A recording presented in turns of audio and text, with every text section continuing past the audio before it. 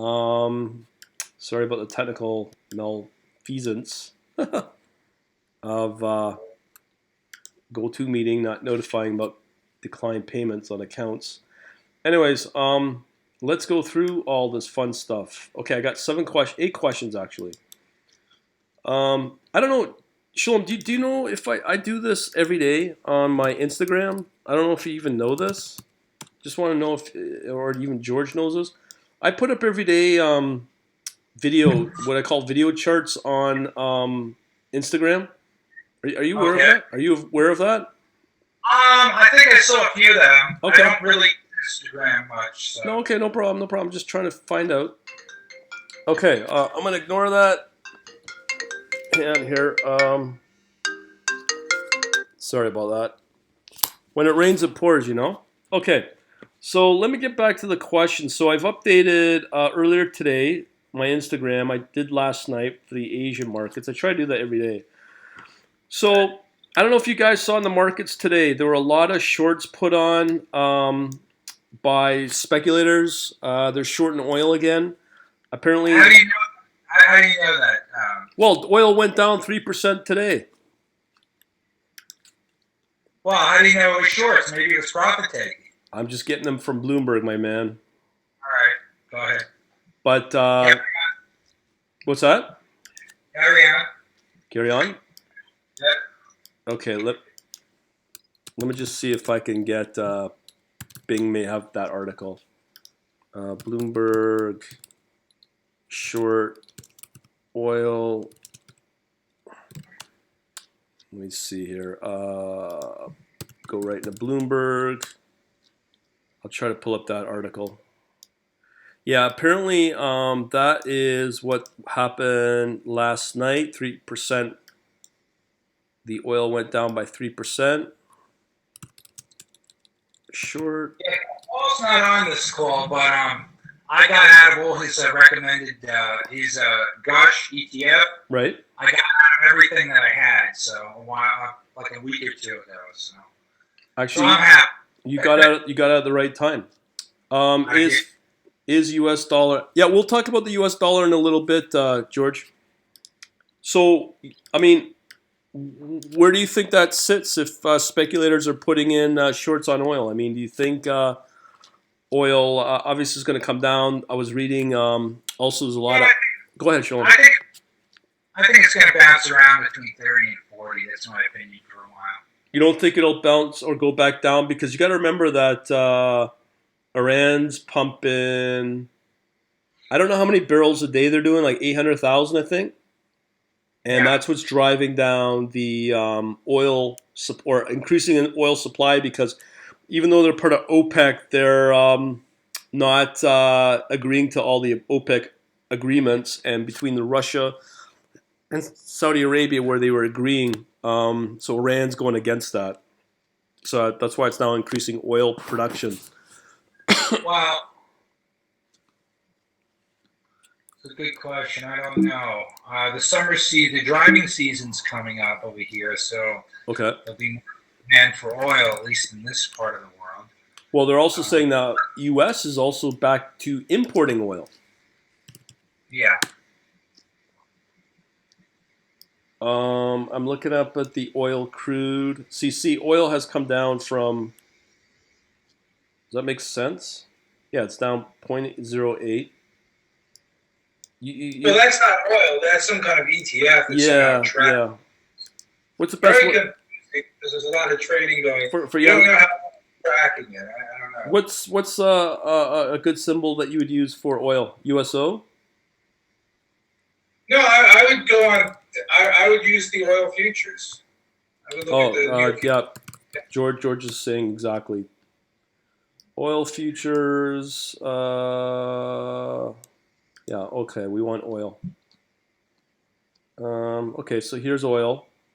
It went up to 30, up to 40, didn't it? Mm-hmm. So let's check Yeah, that out. about 40. I wonder where to go to get the chart. Do you know where to get the chart? I think it's on the right hand side. Those links over there. One of them looks like a chart, like the Oh, I green. see. Yeah. So he's saying check out the May. Okay, we'll do May. So there you go. It's dropped down and it's come back down. So November, December oil, yeah, has dropped down to about 35 on the future market. Yeah. So what say you, Shalom, on that? Like I said, I think between 30 and 40, it goes down maybe a little bit more, but I don't think it goes, to 26 again. I mean, I guess it could. I don't see that happening, but anything could happen. Right now, I'm not going to trade oil because I mean, if it goes to 26, I'll probably buy some, but if it gets that low, otherwise I'm just waiting. Okay. What? Once it gets into the mid 20s, it gets ridiculous. How much lower could it possibly go? What's it going to go down to $5? I don't think so. So, Well, they just come to a point where it's so low, it makes sense to just buy it and wait.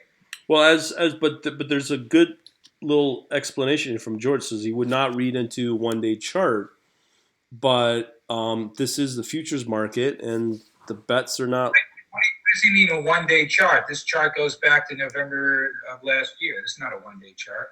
Well, I can make it a 1 day chart,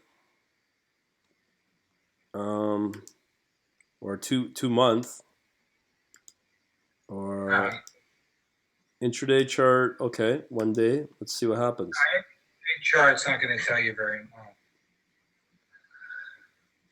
Wow, it did take a beating today. Yeah, and that's why because of these shorts that were put on. I don't know when, last night, or a lot. That's what a lot of hedge funds were doing. So, All right. but I mean, don't you think the fundamentals of Iran and the uncertainty of this agreement between Russia and Saudi Arabia drives that drop and those shorts being put on? I honestly don't know. I don't know how markets react to fundamentals. I don't really know that. But I just know about movement, price behavior, and statistics. Because look right here. Here's where the short here's where the short came in, right here at this blue bar. I don't know what drove that, but it was some sort of news event. It's a red bar. Okay. Yeah, so that's what drove it down. It looks like there was a lot of selling volume over there. Definitely, that's what it looks like. Well, that's what I'm saying. It was a short sometime put on. I don't know when, but I got the alert last night, and shorts are put on, they're going to have to take profit. So if they put a short on at what was 35.80 around there, around 35.36, they put the short on there. They're going to want to take profits. They're going to want to cover when you get to the low 30s, right? When you get to 31, 32, right, they're going to want profit. So then it's going to go up, and they'll be buying. So that's why I think it's going to bounce around. It's the market looks for equilibrium levels. It's the law of reciprocity from the last webinar. If you remember the law of reciprocity, if you guys were paying attention. Right. They seek equilibrium. They tend to just like flatten out. The volatility goes low at certain levels, and it just flattens out. Okay, you can see over here the market was going down. Then it flattened out. It found like a level, which was the 35 level. So, but also on longer time frames, it also tends to find intervals and levels to just like kind of rest at.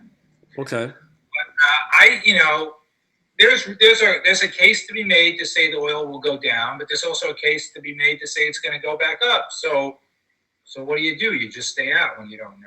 I guess that's what I'm trying to drive at, because obviously with my philosophy in trading, it's like what drives supply and demand of oil. So if, let's say, Iran is pumping and not agreeing into what Saudi Arabia and Russia have agreed to, what drove up that price since mid-February, and now there's questions being put on about the doubt of that agreement because of Iran, and that's what's driving back the price back down because of this oversupply. So eventually oil will have to go up, though, inflation and all that. Eventually oil, I believe that Paul is correct, that oil will go back to at least $60 a barrel. I go ahead, continue, man. Sorry. The thing is, how long will it take? It may take 2 months. It may take 2 years. It may take 20 years. So can you wait it out? That's the thing. Yeah. But eventually, I believe oil will be going higher, a lot higher. But I'm kind of casting doubts on that, because when you look at renewables coming out, where if I was to show you a chart of solar or wind farms, I mean it is eating into a lot of supply in terms of energy, and that's going to take out a lot of demand for oil. And I think that's probably one of the big factors that had already driven down the prices, regardless of what the strategy Saudi Arabia was doing. You know what I'm saying? I don't agree. I don't think that alternative energy is going to make that much of a dent in the oil price right now. I don't think so. You don't think so? Solar's been around for a while. Wind's been around for a while. There's really nothing right now that's going to replace oil in the short term. Yeah. So all that stuff is just wishful thinking. Yeah, I guess so. Just putting it out there. But George is right where oil is used in plastics. But again, what's driving down the price of oil over a year and a bit ago? What started that was because, like, literally Saudi Arabia was trying to protect their market share because of the fracking in the U.S., which was bringing in more oil supply, and then therefore Saudi Arabia started to increase their daily output, and that's what theoretically they're saying that drove down the pricing. I mean, what do you think drove it down? Would you agree with what I just said, Shalom, or anybody? No, I think what drew it down is traders decided to take profits, and some probably decided to go short.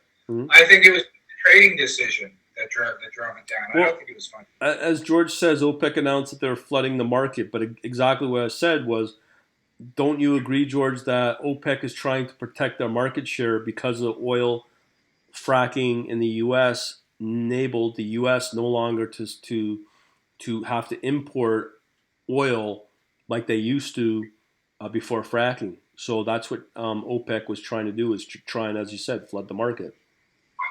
Where did they announce this? This was today they announced it, George? Let me take a look at that. No, that was when historically they were driving down the price of oil from 80. Yeah, exactly. Months ago. It has nothing to do with today. No, we're talking about a year and a quarter ago, like back in. Yeah, but I'm saying for today it was a trading decision. Maybe a while back there was an OPEC announcement that drove it down. Months ago. Okay, all right, that could be. Today's trading. We all agree. It's just trading. Okay, why don't we go on to the next question then? I don't know if you guys have been following the British pound volatility with the Brexit coming on. Actually, I could probably pull this up. I don't know if there's a chart. I'm going to try to find it in Bloomberg here. I should get my charts. British pound volatility. See if I can find the proper chart. Yeah, here we go. This is what I was looking for. Okay, so if you look at the volatility of U.S. dollar, or sorry, the British pound against the U.S. dollar, back in May last year, it came down. As soon as they announced that they were doing the referendum, it drove up the volatility.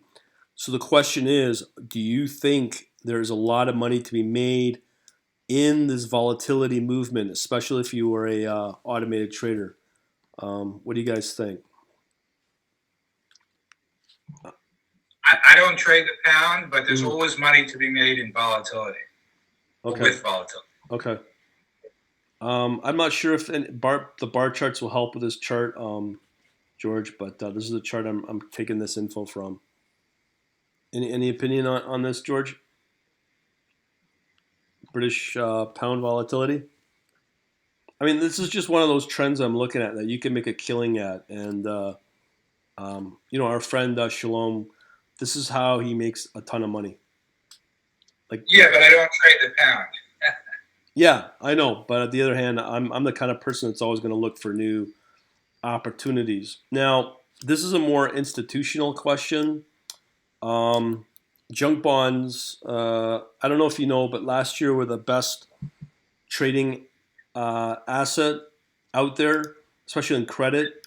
It had the best performance, and there used to be a lot of correlation between junk bond and commodities, but commodities have been coming off lately, but junk bonds have continued increasing in some of the indexes that can be tracked. I mean, what's your opinion? Do you think junk bonds is a good place to look into junk bond credit at all? Because you can. Oh, let's go back. George says there's options to the pound, not very liquid though. As I said, George, this chart is British pounds against the U.S. dollar, so that's a typical trading pair that you could trade in any retail brokerage, if it's Awanda or IB or whatever. So that's what I'm referring to. Let me go back. So, I mean, you guys want to talk about credit at all? Because there's some good ETFs that you can use to trade credit. I know. Well, I went over the HYG ETF, the junk bond ETF in the last webinar I did. But that basically mimics the S&P 500. So it basically goes in the direction of the SPY. So you can trade the SPY, or you can trade this, the HYG, whatever you like. This has a yield that's much bigger than what the SPY is paying out. So I mean, there's an advantage to this. It's not going to move as much as the SPY, but you're going to have more of a yield and you're going to have less volatility. But the directionally, it'll be the same as the S&P 500. So how, like, what I'm trying to understand, how are you able to move between both SPY and this one? I mean, I'm just saying their movement is correlated. Right. Generally. Oh, they are. Over the long term, it's correlated. The thing is that this is still range bound. In other words, it doesn't really move that much, but it tends to move in the same direction as the SPY does over time. Now, the SPY has like a 2% dividend or something like that, or a little bit less. This is 6%. So it's a healthy dividend, but there's more risk. It's junk bonds. So if the S&P 500 tanks, then this will go down with it. So that's your risk. So really, eh? Because I'm just trying to. Go ahead. I would say it's not a good thing to trade. I wouldn't trade it personally, unless it got killed. If it went down a lot, then maybe I'd buy some of it. It might make sense. So if the dividend goes from 6%, it gets killed, and the dividend's now at 45%, maybe I would buy a little bit. Right. And it was trading at like $21 a share. Maybe I'd buy a little bit. Okay, I'm just gonna pull up the query for George here. Let me just see if I can zoom this out. Oh, hang on here. So there's your comparison, George. They're pretty well correlated, no different than maybe the SPY. I could put the SPY in there if you want as well. Yeah. So what you're saying is you don't trade any of these at all. I tend not to trade ETFs in general. The only ETF I like is the inverse VIX ETF. Okay. I like that a lot. And sometimes I trade the oil one, the Gush, because Paul got me thinking about that. So when oil was really low, it looked like a good way to get long oil. But it's triple leverage, so it resets daily. So if oil whips around, you can be losing money for a long period of time before you make any money. Okay. So, Paul wants to stick with it. More power to him. I'm not as brave as Paul is when it comes to trading oil. Yeah. And oil is one of his specialties. That's what he did. I was gonna say. But I mean, so I always thought USO, like, I think that's an ETF, isn't it? Yes. Yeah, okay. Okay. All right, well, let's go on to the next question then. You like this question. Do you think VIX will spike again, volatility? Will it spike? And again, would you automatically trade the opportunity? Let me go back to Bloomberg and I'll show you that chart. There is a 100% probability of the VIX spiking again. The only question is, when is it going to happen? Yeah, well, it definitely is going to spike again, almost guaranteed. It's virtually 100% guaranteed. Well, the question is when. So, I'm thinking that it could be a while. I mean, April 11th is the start of first quarter earnings. And people have already said, there's been a lot of articles out there that they think earnings for the first quarter is going to be really ugly. Well, here's a way to do it, Shalom. This is what you're looking at right now is the VIX. This is the amount right here, the amount of inflow going into the VIX security. So that's a good way to watch it, and you can see it's already spiked up. That's very cool. I've never seen that chart before. Thanks for finding Oh, that. no worries. I mean, this is why I do this stuff. So, but knowing that, I mean, would you agree that you can see it dropped off, which it did, and now it's spiked back up? Yeah, I mean, if it spikes up like that, probably volatility will stay low because when everyone's buying the VIX, that's not a sign that VIX is gonna. It's when no one's long VIX. That's when you have to worry about it. But if everyone has protection on, I would think that they say most of the people are wrong most of the time. So that's an indication that we're probably gonna. I think we're gonna have low volatility for a while. I got out of a lot of positions just as a precaution because people are, articles are saying April 11th that this first quarter earnings is going to be dreadful. Now, if it's dreadful, I still think volatility won't rise very much unless it's worse than expected. It's got to be considerably worse than expected, and then yes, then you can see the VIX really take off, and then the S&P 500 tank. So I would be cautious through mid-April, starting late April 11th is the time to get cautious. And then, all through historically, end of April and May are generally not good times for the market historically. So, it's possible to get a volatility spike up. And then maybe something could happen in August as well.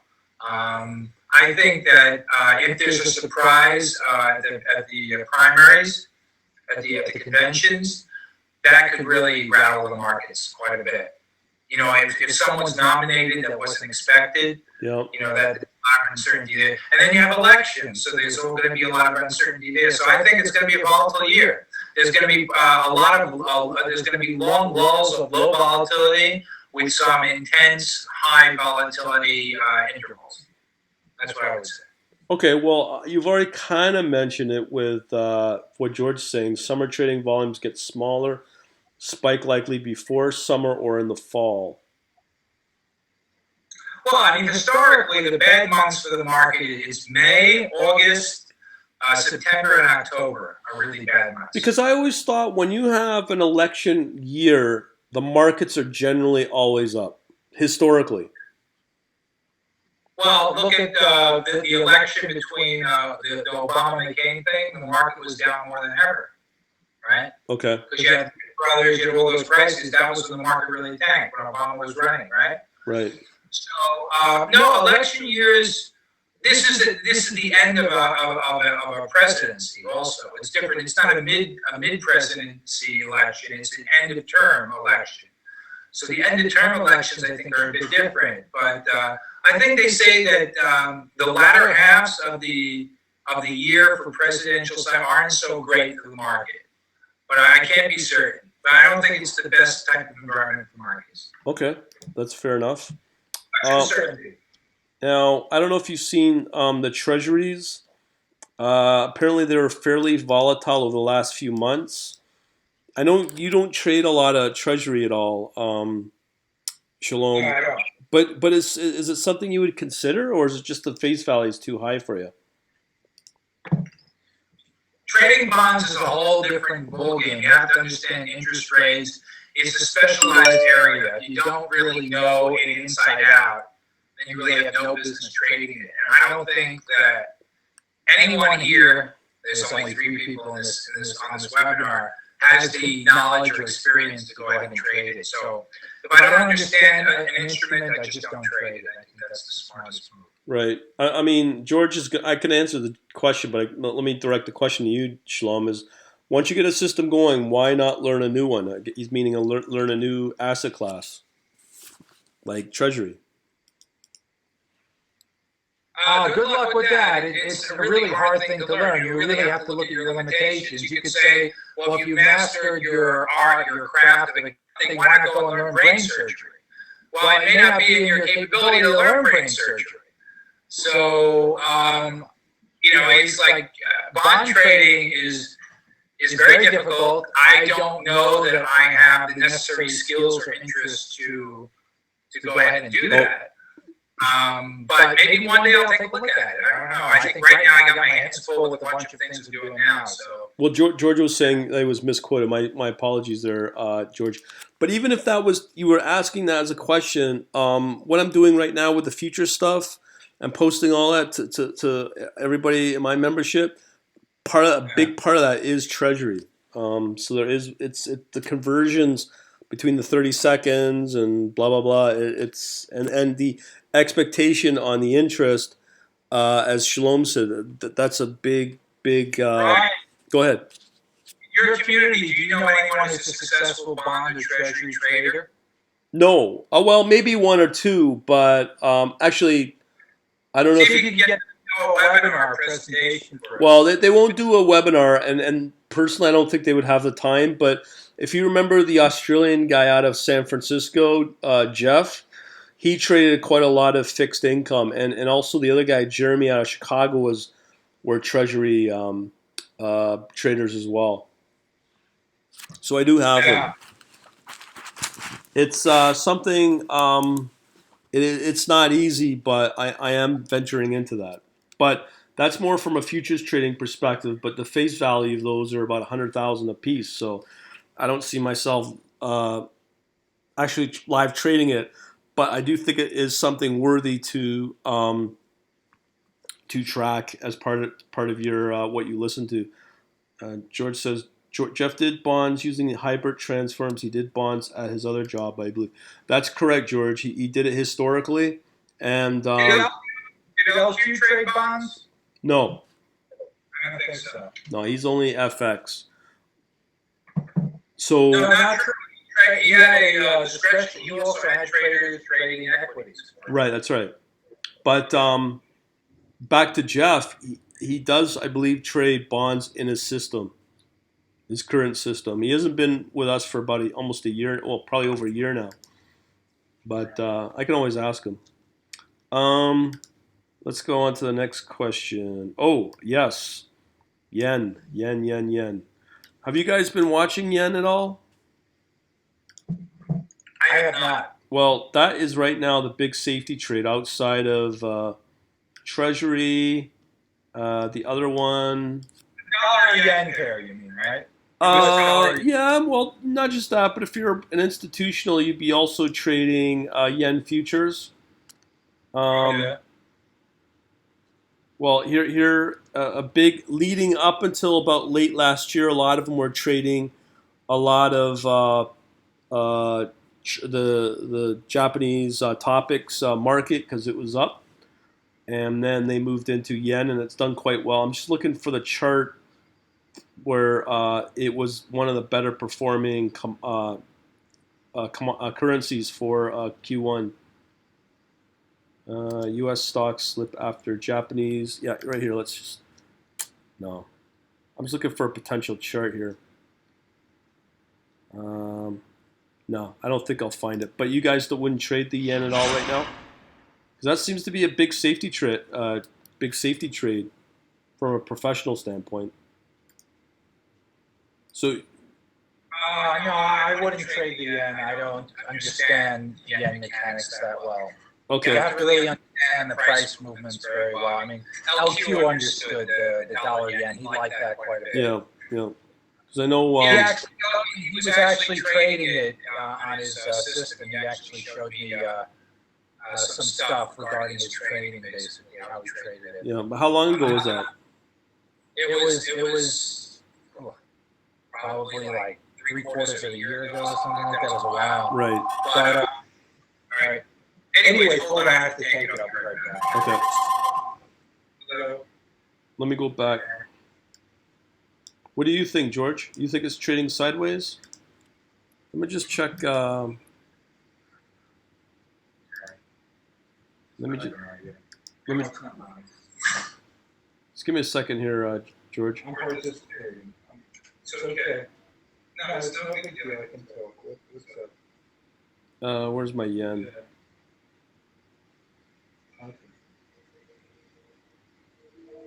Looking for yen futures. Okay. Well, maybe it's less since I'm just looking for, here we go. So Yossi Any wants to see particular him? one you want me to load up, George? No, but when Yossi Cash wants to go to market? the phone.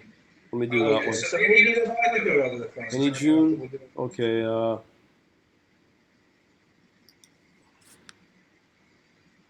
so you can see it's going down actually against the US dollar.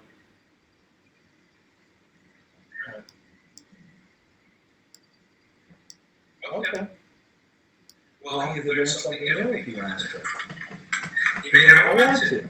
Hang on here. You may be like you may be like a pen and paper guy. A pen and notebook guy. Let me pull up a long-term one. Nothing wrong with that. But you can see here it's gone up, George. Since December. He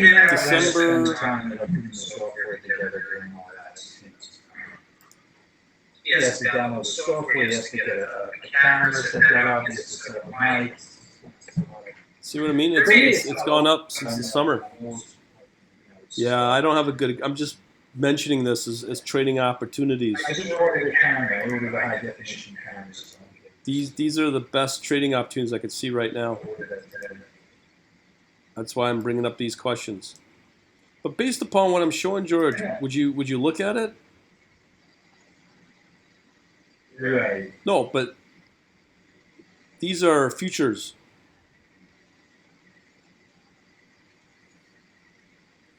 These are futures with Japanese yen. Would you consider trading it though, based upon what you see, George? Yeah. No? Okay. Well, let's go on to the next question. I think we're on our last question here. Let me pull it up. Well, I'm working on it. Look, I'm doing new things that I haven't never done before. I've never done webinars before. And I have the confidence to do that. It's pretty cool. How many people out there give presentations, hour-long presentations on the web? Not too many. Well, I can talk about gold in a minute, George.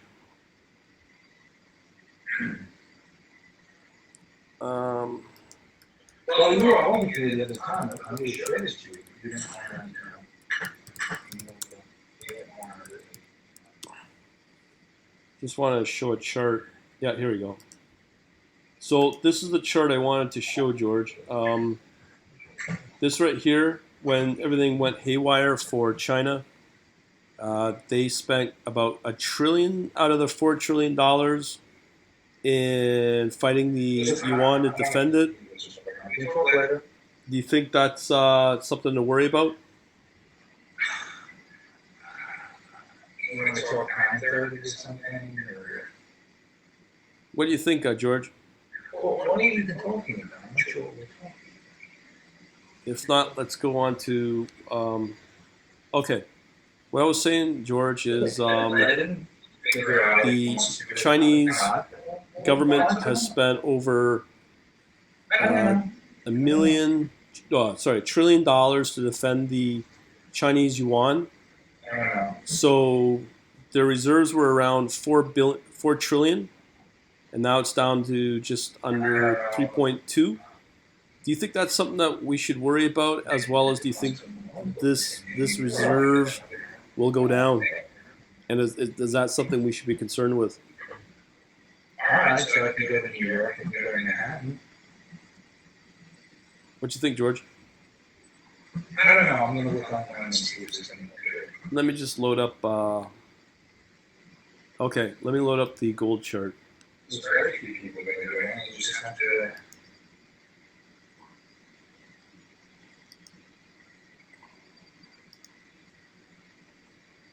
Well, what I could do is just help other people, and they say if you help others, it can help you. So then I'll be helping.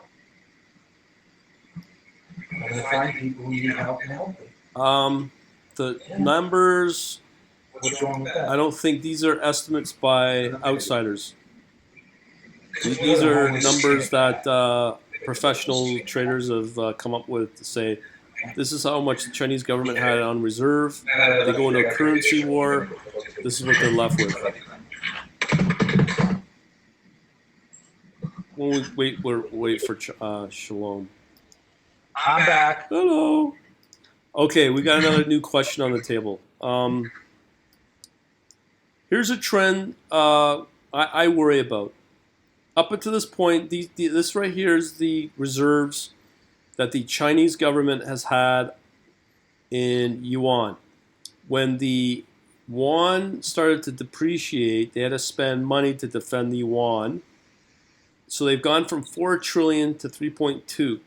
Question is this a figure that we should worry about?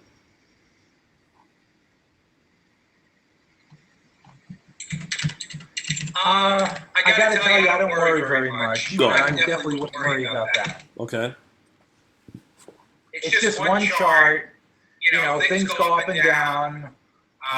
Reserves are going down, but you know what? They're back to the level that they were in 2012, right? Mhm. It's not to the level that it was in 1901 or something, right? That would be concerning. Their reserves are down, but they're not down that much. I mean, you know, they were just there 4 years ago. They were at that level. So, I mean, yeah, it's definitely maybe it's a cyclic shift or something. I don't know. Did you read anywhere that this is something that's a big, shift? Well, I mean, this is on Bloomberg. I look at that as a sign of worry, but George is saying China's trying to get its own stock market going, and it may have changed its policy to stay out of the markets. China has great resources, but my response to that, George, is concerning the market. They manipulate their market. It is a command and control market. It's not like a traditional free market as it is in the States, let's say, or in the West. So to me, the Chinese market is irrelevant.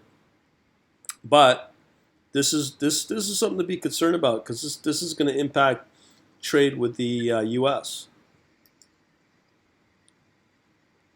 George says it may have changed its policy to stay out of the markets. I'm not sure on that. Okay, so we don't have a lot of experts in that area. Okay, so George wanted to talk about gold. I know that's not your area, Shalom.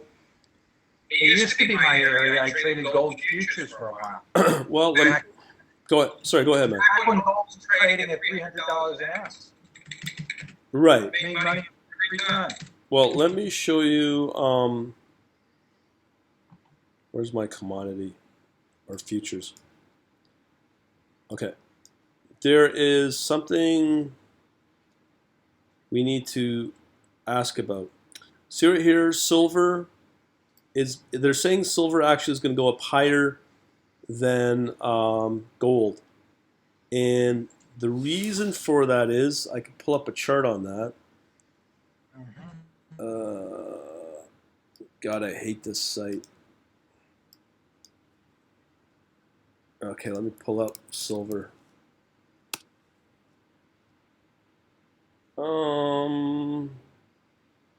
Just looking for the right chart. Maybe it's SLV I'm looking for. This came out today, actually. Basically what it said was that the rate of return is going to be much higher in silver than in gold. And I don't know why that is in particular. But if I was to put money on either gold or silver, I'd put money into silver. Because as I said, it has a higher rate of return. I'm with you. I'm silver all the way. Are you? But I mean, I thought it was the...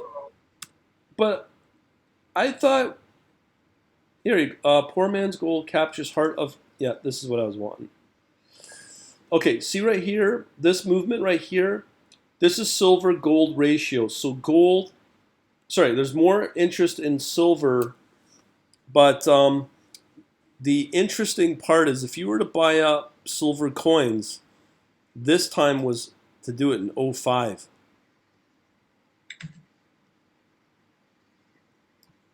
When a price is lower, it can have a higher...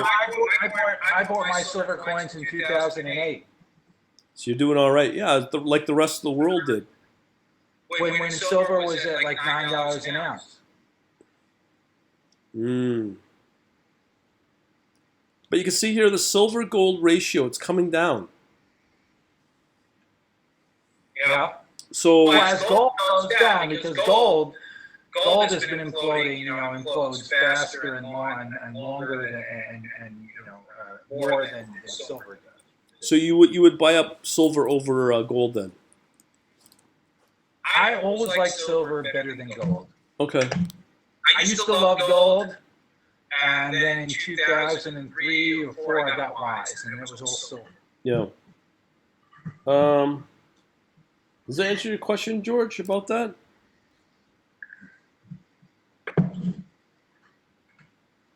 If not, let me. Okay, so he was asking about Tesla. He's saying that Tesla stock may take off as it delivers on their new car. There was a bunch of news bits on Tesla today. I don't know if you've seen this, George. They took a hit apparently, even though they announced the new Model 3. It took a hit, and that was a profit. They missed their targets. Where do you think it's going to go from here on out? Because the reviews of the Model 3 is good. They're also saying that I can't remember their orders that the pre-orders like 265,000. Yeah, okay. I could bring up. Let's do a 3-month chart.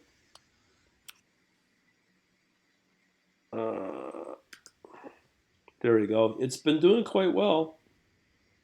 120 now trading at 250.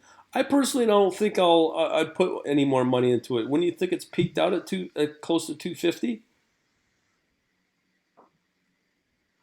Because if they miss their target, sorry, Shalom, go ahead. I said you don't really know. I mean, it's That's a tough one. one chart really can't tell anything, and it's a stock. It's not an index. So. Yeah. See, here you go. They've made reserves of There's no dividend yield. It's losing money. EPS is negative. There's no yield. Yep. What's PE? I don't even know. Hold on. Let me look it up on Weiss Research. Tulsa. But look at this. They've got 276,000 pre-orders. So if they make their target of 500,000, as I say, it could go up, but it still may not necessarily mean that they're going to start profiting. Because exactly what Shalom said is that they've got a negative EPS. Logistically, you'd think that they start doing well. And they got the new, was it the Model X? And they're all getting good reviews. I'm not sure on that. That's a tough one. But at 248, that's a pretty pricey chart or a pretty pricey stock. Because I felt the same way when I bought at Apple. And I didn't get killed on it, but I bought it when it was peaking around 129. When was it? 129. Yeah, but right here, I did the classic buy high, sell low, and I sold at the end of the year. I didn't lose a lot of money, but I don't know. Here's the rundown on Tulsa. What's Tesla say?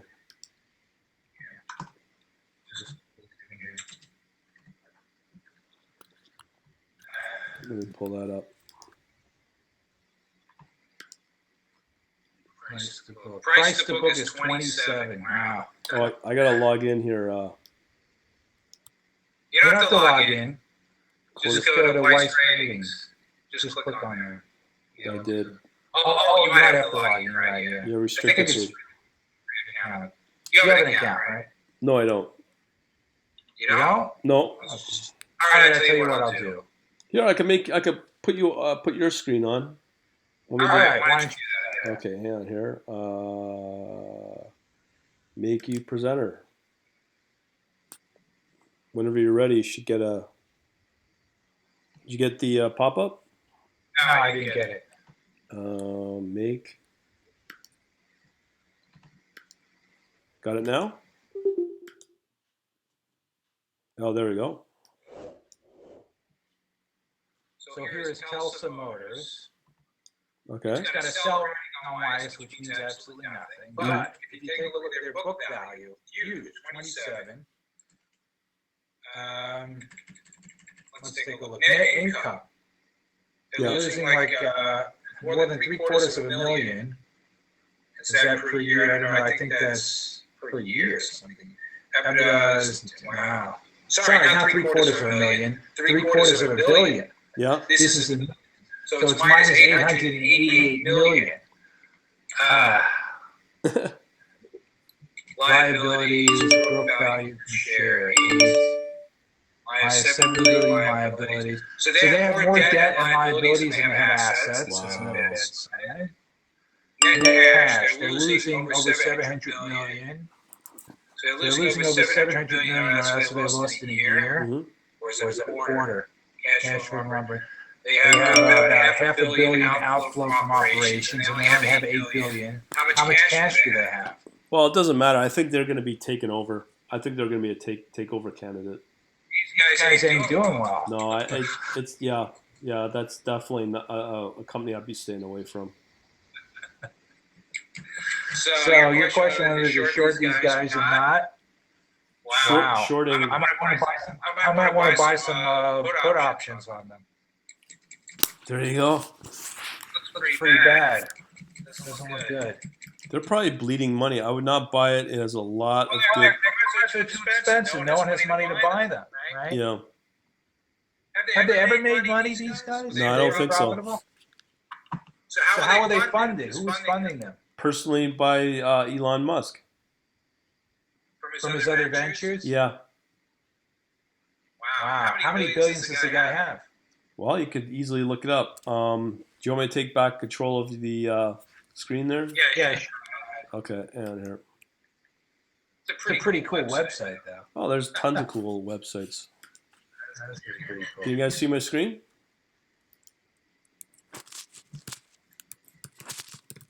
Let's see. Yeah, I see your screen. Okay, thanks. What am I looking up again? Sorry. Oh, Elon Musk net worth. He's worth quite a bit, that guy. So maybe you can keep throwing money at this for a while. $13.5 billion. Credit call spreads. George is asking. Credit call spreads. It looks very tempting because how much higher can this thing go? I mean, it's been going up, and everything looks terrible. The only question is when. You may have to buy some like leaps or something long term. Let me look at the options for Telsa. Let's see if anything looks good. I'm gonna look them up now.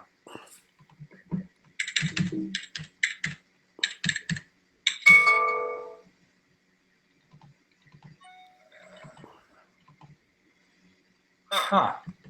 TLSA, right? Didn't find it. Huh. Well, I think Thinkorswim isn't finding it. Okay. let me I just. don't know what's up. I mean, I look at the option chain. So Oh, you're looking at it? Okay. yeah, at the TS. That's fine. Dyslexic. TS. All right, I found it. not a lot of interest in it. Something in, Nope. let's see. People 20. So what was the value of it? 250. 250. Yeah. I'm looking at the $20 strike options. Well, I'm seeing people are targeting 220. I saw 207, 220, 225. So yeah, they're expecting it to come down.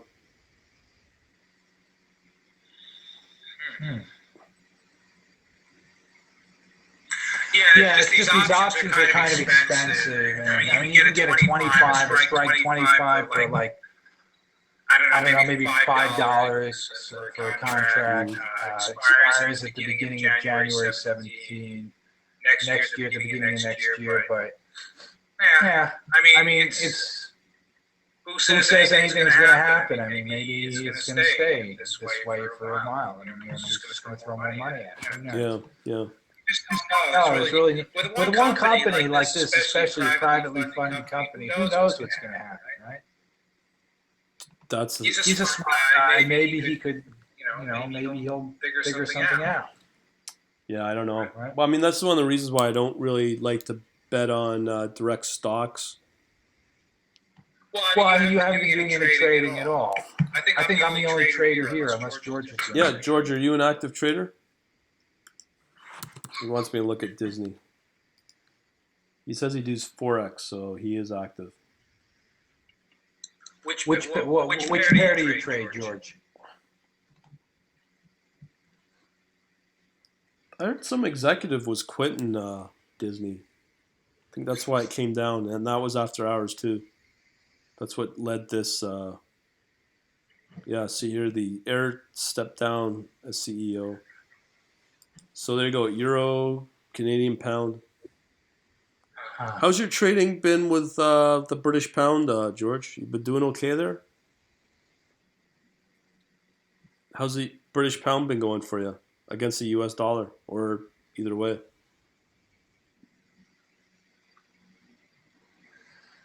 Do you have your own system? Where do you get your trading signals from?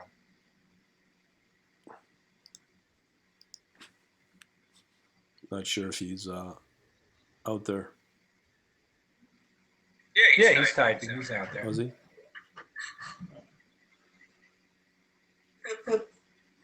Well, I mean, all my questions are pretty well done, Shalom. Okay. Is there anything else you may consider? He says he does daily trading. Right, but I'm asking what kind of signal generation? Are you doing technical trading? You're just looking at charts? Are you looking at statistics? Are you doing quantitative trading? Do you have an algorithm? Do you use a service? How do you go about making your trades? I think there's a site called quantlabs.net that he... Oh, really? You do that trading signals? Yeah, of course, yeah, all the time. Oh, okay. So, George, is that what you use? You use Brian's website? No. There's your answer. Just for users, right? No, I don't do any of that, Shalom. He's already he's got his technical and he uses a regression between. Well, you tell me. I don't know. I don't know what you're doing with your premium. No, I don't do any of that. Did you get his answers, Shalom? Two different calculations. Yeah. I got you, George. All right, thanks. George, is there anything else you'd like to ask? I'm pretty well done at my end. No? Okay, I guess we can call it a night if you want. I was hoping maybe more of a turnout tonight. I guess we would have got that, but because of the glitches, I think that really... Yeah, well, I'm still waiting to hear back from Meetup or GoToMeeting on that one. This is the smallest ever. Oh no, I've had two people. I even had myself show up once. Oh really? You spoke to yourself? Yeah. And you recorded it? No. Very nice. No. Are you going to record and post this? I guess it makes sense. Yeah, I may. George was asking about Disney, so I've already posted it. Why do you like George? Why? What is the good thing about Disney? What's the symbol for Disney? DIS.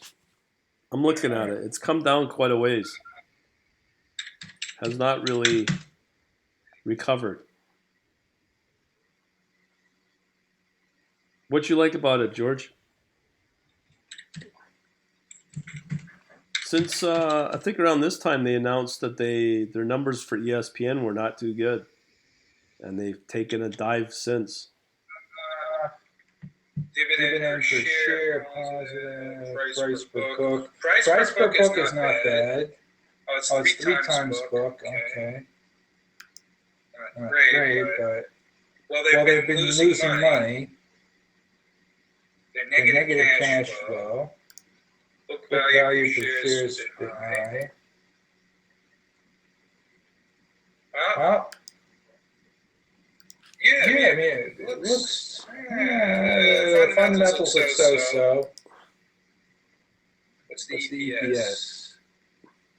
PE is PE is 18. 18, Not not bad. EPS, $5.36. The The yield is low. It's just the yield is very low. 1.38%. Well, Not great. the beta is okay. It's fairly high.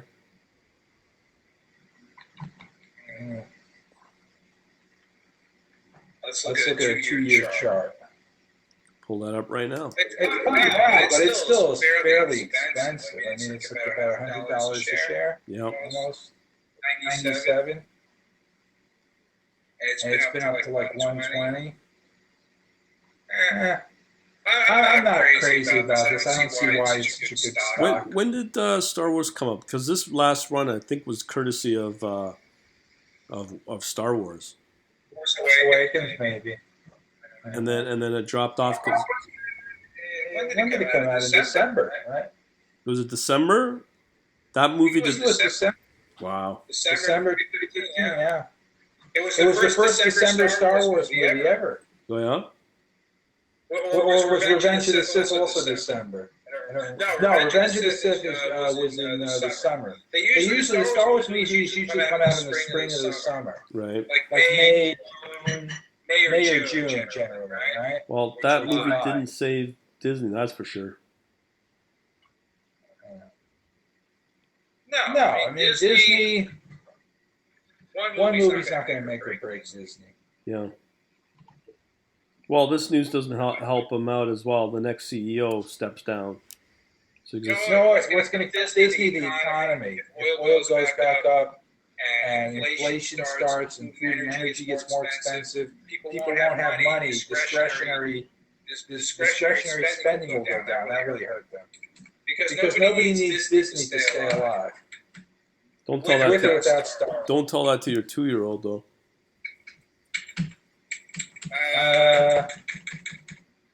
You know what? What they'll do is instead of going to the movies, they'll buy a DVD. They'll rent a DVD, or they'll buy a book or something instead of going to the movies, or instead of going to Disney World. They'll do something. Yeah. George asked another question. Will inflation go up?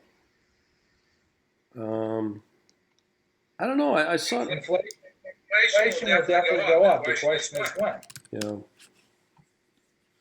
It's relatively low. It's definitely going to go. The question is when. And food it hasn't gone down. You know, food prices never go down. Maybe that's because they eat kosher food. I don't know what it is. But food prices either they stay stagnant or they go up. They can never come down, even with energy lower. It's crazy. Yeah. Well, they were saying that Japan is definitely in a deflation over the next few years. I'm trying to. But I think kosher food. How much do you pay? Do you eat dairy, Brian? No. You don't. Okay. So you go to the store for a loaf of bread. What is that costing you? I don't eat bread either. Okay. What do you eat? I eat. I'm just switching my diet over to real food. What? Real food. Oh, what were you eating before? Crap. A lot of eating out.